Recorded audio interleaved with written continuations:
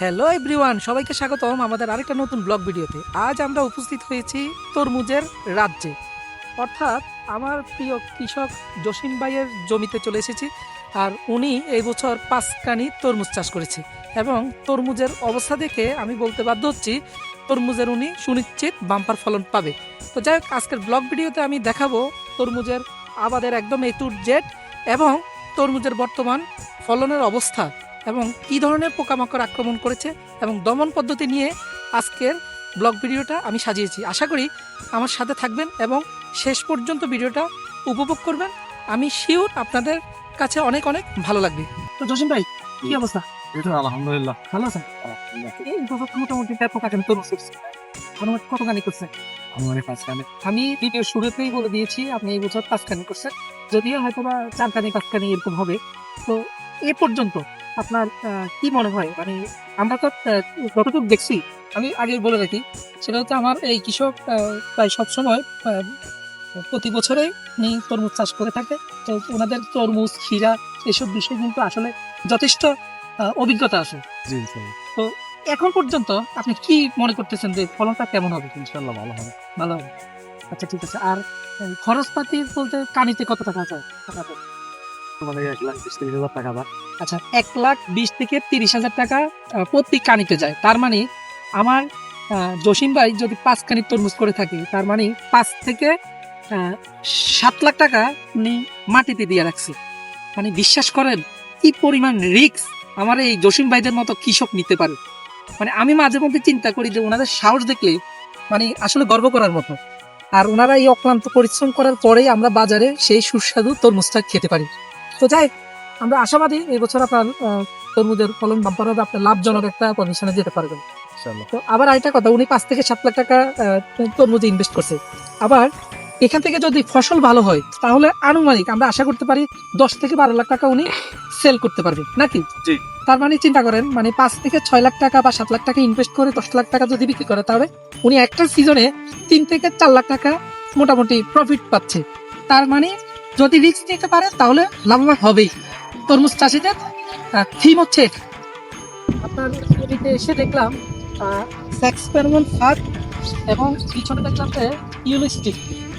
তো এই স্টিকার, হলুদ স্টিকার এবং স্যাক্সপেরমন ফাঁদ, এগুলো খুব সুন্দর লাগতেছে। এগুলো আপনি কোথায় থেকে পেলেন? আপনাদের কৃষি অফিস থেকে দাম। আচ্ছা, আমাদের অফিস থেকে আমরা দিচ্ছি, তাই তো? আচ্ছা, প্রিয় দর্শক, বলে রাখা ভালো, এই জিনিসগুলা কাজ মানে ম্যাজিকের মতো। আমি একটু সংক্ষেপে যদি একটু বলি, এই জিনিসটা কাজ, এটা হচ্ছে সেক্স ফেরোমন ফাঁদ। অর্থাৎ তরমুজের জমিতে আমরা সবাই জানি ব্যাপক আকারে কীটনাশক আমরা প্রয়োগ করে থাকি। মারাত্মক লেভেলের ক্ষতিকারক কীটনাশক আমাদেরকে প্রয়োগ করতে হয় এই তরমুজের ফলন রক্ষার্থে। তো আমরা সেই তরমুজ ফলনের পরে কিন্তু আমরাই খাচ্ছি, তাই না? আমরা খাচ্ছি, আমাদের বাচ্চারা খাচ্ছে, আমাদের জসিম ভাই খাচ্ছে, জসিম ভাইয়ের ছেলে মেয়েরা, জসিম ভাইয়ের বাচ্চারা খাচ্ছে। তাহলে আমরা সবাই কিন্তু অতপ্রতভাবে ক্ষতিগ্রস্ত হচ্ছি। তাহলে এবার চিন্তা করেন, এই এক্সপেরিমেন্ট ফাঁদটা হচ্ছে আমাদের ক্ষতিকারক যে কীটনাশক প্রয়োগ করি, ওই ক্ষতিকারক কীটনাশক প্রয়োগ থেকে আমাদেরকে কিছুটা হলেও রক্ষা করে। যেমন এক্সপেরিমেন্ট ফাঁদের মাধ্যমে আমাদের ক্ষতিকারক পোকাগুলো এখানে ভিতরে লিওর দেওয়া আছে, এই লিওরে আকৃষ্ট হয়ে আমাদের স্ত্রী পোকার লিউর দেওয়া আছে ভিতরে। তো পুরুষ পোকাগুলা এখানে মোটামুটি আকৃষ্ট হয়ে পড়ে। দেখেন, আমি যদি একটু কাছ থেকে দেখাই, আমাদের ভিতরে পোকা আছে, অনেক পোকা মারা গেছে। তার মানে আমরা কিন্তু এখানে কোনো রাসায়নিক পদার্থ বা কীটনাশক ইউজ না করে কিন্তু আমরা পোকামাকড় দমন করতেছি। তার মানে আমাদের জৈবিক পদ্ধতিতে আমরা ফসল উৎপাদন করতেছি, আমাদের ফসল নিরাপদ উৎপাদনে আমরা মোটামুটি একটা ভূমিকা রাখতে পারতেছি। জি। আমাদের এখান থেকে যে ফসলগুলো উৎপাদন হবে আমরা বলতে পারি এটা একদম পরিবেশ বান্ধব, কীটনাশক মুক্ত। তাহলে আমরা সবাই চেষ্টা করব যেন, আমার এই ভিডিওর মাধ্যমে আমি একটা পরামর্শ দিতে চাচ্ছি, আমরা যে কোনো ফসল উৎপাদন করলে আমরা চেষ্টা করব রাসায়নিক পদার্থ কিংবা ক্ষতিকারক কীটনাশক প্রয়োগ কম করে এই ধরনের ফাঁদ ব্যবহার করে আমাদের ফসল উৎপাদন করতে। তাহলে কি হবে, আমাদের সমাজ সুরক্ষিত থাকবে, আমাদের বাচ্চারা কীটনাশক মুক্ত জীবন পাবে। আর কীটনাশকের প্রভাবে আপনারা সবাই জানেন আমাদের বাচ্চারা দিন দিন তাদের মেধা বিকশিত হচ্ছে না ঠিকমতো। সব দিক দিয়ে আমাদের বাচ্চা, বর্তমান প্রজন্ম এবং ভবিষ্যৎ প্রজন্ম ক্ষতিগ্রস্ত হচ্ছে। তো আমি একটাই বলবো, আমাদের এই ধরনের ফাঁদগুলা যেগুলো পরিবেশ বান্ধব, কীটনাশক বা বালাইনাশকের পরিবর্তে আমরা ইউজ করতে পারি, সেগুলো আমরা অবশ্যই জমিতে প্রয়োগ করব। আমরা পিছনে যদি দেখাই, তাহলে আমাদের পিছনে আছে,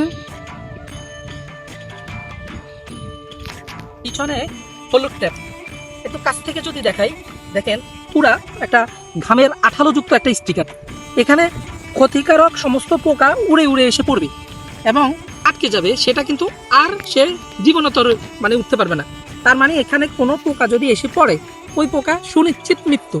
তার মানে আমি ব্যাপক উপকার পাচ্ছি এই স্টিকার থেকে। সুতরাং আমি বলবো আমাদের পরিবেশ বান্ধব পদ্ধতিগুলো অবলম্বন করে আমরা নিরাপদ সবজি উৎপাদন করব, নিরাপদ ফল উৎপাদন করব, এবং এতে করে আমাদের ভবিষ্যৎ প্রজন্ম সুস্থ থাকবে, সুরক্ষিত থাকবে। আমাদের জসিম ভাই দিন শেষে মোটামুটি লাভজনক একটা ফসল ঘরে তুলতে পারবে ইনশাল্লাহ। আমি যদি একটু কাছ থেকে যদি আমার তরমুজের সাইজ দেখাই, এগুলা কিন্তু এক গ্রেডের তরমুজ, কারণ এগুলাতে কোনো সমস্যা নাই, একদম নিখুঁত। এগুলো একটা 10 থেকে 12 কেজি হবে নাকি? জি। এবং এগুলোর জাত হচ্ছে গ্লোরি জাম্বু, খুবই ভালো মানের জাত। বীজটাও কিন্তু আমরা আমাদের অফিস থেকে সরবরাহ করেছি। তো যাই হোক, আজকের মতো আমি ভিডিওটা এখানে শেষ করতে যাচ্ছি, কারণ ভিডিওটা অনেক লং হয়ে গেছে, অনেক বড় হয়ে গেছে, আপনাদের কাছে হয়তো বিরক্ত লাগতে পারে। তো আগামীতে আমরা তরমুজের ফলন নিয়ে আমরা আরেকটা ভিডিও করব। সেই পর্যন্ত সবাই ভালো থাকবেন আর আমাদের জন্য দোয়া করবেন, আমাদের সাথেই থাকবেন। আর অবশ্যই ভিডিওটা ভালো লেগে থাকলে আমাদের চ্যানেলটা সাবস্ক্রাইব করে আমাদের পাশে থাকবেন পরবর্তী ভিডিওতে সরাসরি উপভোগ করার জন্য। তো আজকের মতো এখানে বিদায়, টাটা।